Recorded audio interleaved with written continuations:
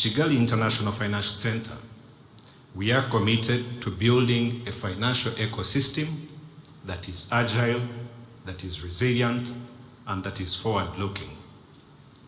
To our partners, policymakers, industry leaders, pioneers of fintech, I want to invite you to be part of this journey. I want to invite you to invest in Rwanda, to invest across the region, while using Kigali International Financial Center. As always, Kigali International Financial Center stands ready to support and collaborate. As we continue to work together, however, let us remember that financial inclusion is not just a goal, it is a responsibility. Together,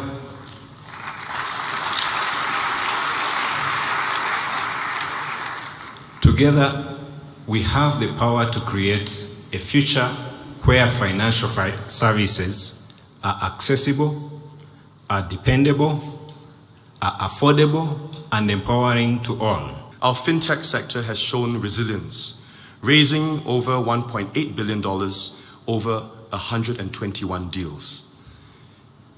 And it's not just about our startups. We also welcome over 30 innovation labs to Singapore. And many of these now serve as global research and development hubs for their parent companies.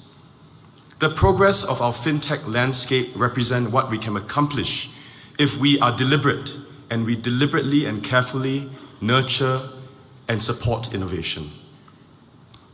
At the same time, there is also plenty to admire in Africa and plenty to learn from Africa. Africa is a unique continent and in a remarkable era. An era that will define the future of your vast continent. With a projected GDP growth of 4.2% this year, Africa is the world's second fastest growing region. And Africa's greatest asset is your youth. 70% of Africa's population is under 30 years old. Something Singapore can only envy with our aging population. Concomitantly, Africa also brims with entrepreneurial energy and innovation. And you have the highest female entrepreneurial activity in the world at 24%. I think that is cause for celebration. And the prospects for financial services and fintech in Africa are bright.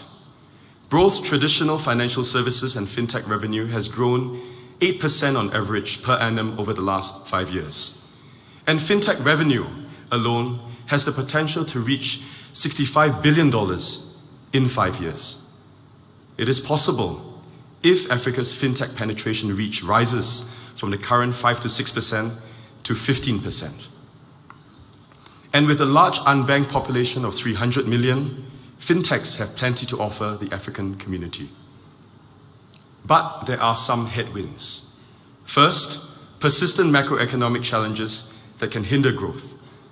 Second, a difficult capital raising environment, quite like what we saw in Asia last year.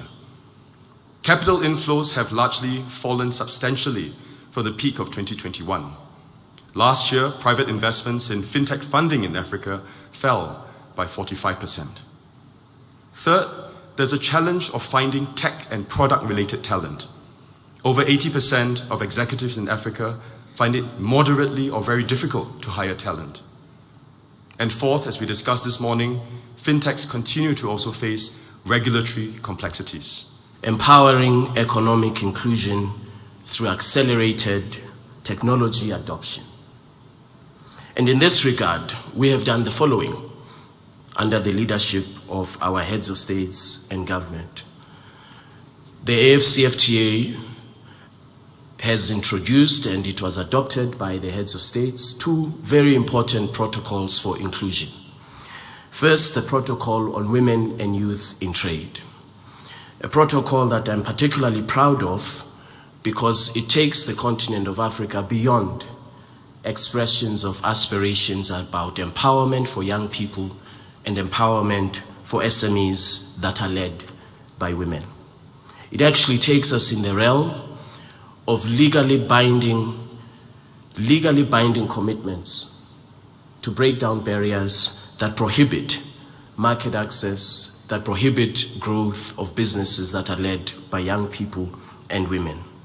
And so here we are, the first of its kind around the world, a protocol that enables the codification of these aspirations that all of us for many, many years talked about. The second important tool is a protocol on digital trade, which again resonates with the theme that you have adopted. It is also the first of its kind around the world. And I'm particularly proud that our heads of states recently, 2 weeks ago in Addis Ababa, adopted the annexes, which I will talk about briefly. Africa is indeed becoming a major global fintech hub, showcasing rapid growth and promising future potential. With a 32% compound annual growth rate, it is said to be the fastest growing continent in fintech revenue. This projection suggests to all of us that by the year 2030, the African fintech market is anticipated to attain approximately over 65 billion United States dollars, as reported by the Boston Consulting Group. Nonetheless, our objective is to ensure that with this moderate success that we've made as a continent, that all African countries have the opportunity to evolve, to become financial technology hubs in order to accommodate our objective of inclusive growth, inclusive opportunities through digital and financial inclusion, particularly as we seek to accelerate implementation of the AfCFTA. This sector, fintech, is rapidly transforming the financial services sector on our continent, enhancing financial inclusion and driving economic growth. I believe that the fintech community, working with the AfCFTA Secretariat as we implement the protocol on digital trade, we have a real opportunity to advance on our shared objectives of digital and financial inclusion.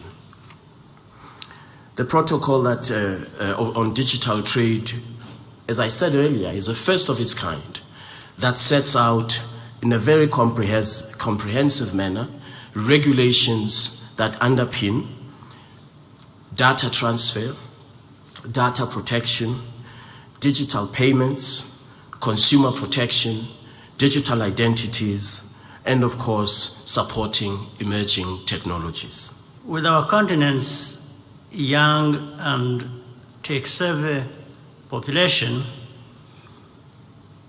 Africa can compete with the rest of the world and successfully innovate. When you look at our continent's startup ecosystem, fintechs continue to dominate. In recent years, the number of fintech companies in Africa has also tripled. These enterprises, big and small, are fundamentally reshaping our financial services sector. We see this especially with mobile money and remittance services. According to a recent study, fintech revenues in Africa are expected to reach $40 billion by 2028. At the same time, Africa is experiencing a brain drain, with many of our skilled developers leaving our continent to go work abroad.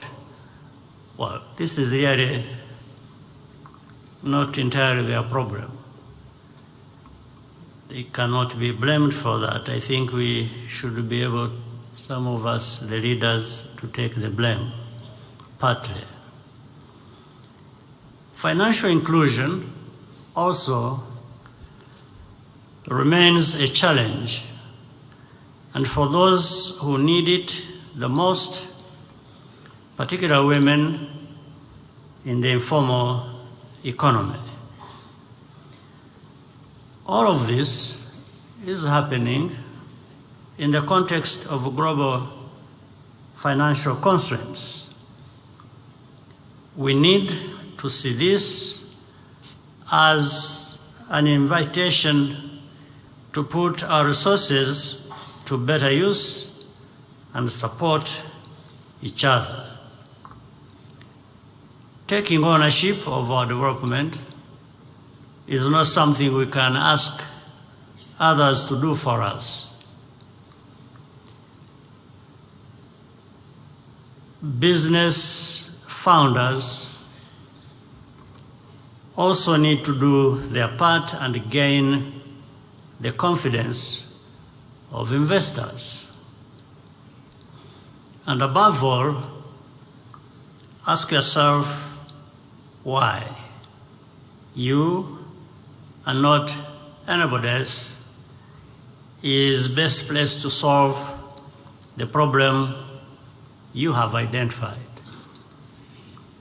In Rwanda, we have made strategic investments in digital infrastructure and skills.